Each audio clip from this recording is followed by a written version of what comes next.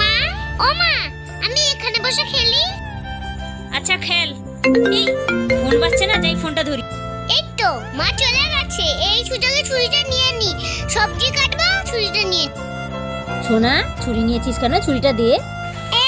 না দেবো না, না দেবো না। দে সোনা ছুরিটা, ছুরি নিয়ে খেলতে নেই। না দেবো না, না দেবো না। দে, হাতটা কেটে যাবে তো। না, এইভাবে ওর কাছ থেকে ছুরিটা নেওয়া যাবে না। কি যে করি। আইডিয়া।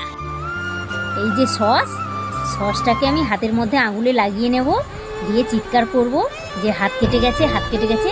দেখি সোনাই কি করছে। আহ আহ হাত কেটে গেছে, হাত কেটে গেছে।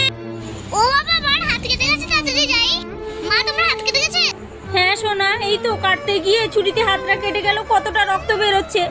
ও বাবা, আমি ছুরিটা রেখে দিই, নাহলে আমার হাতটা কেটে যাবে। হ্যাঁ, ট্রিকটা কাজে লাগলো তো।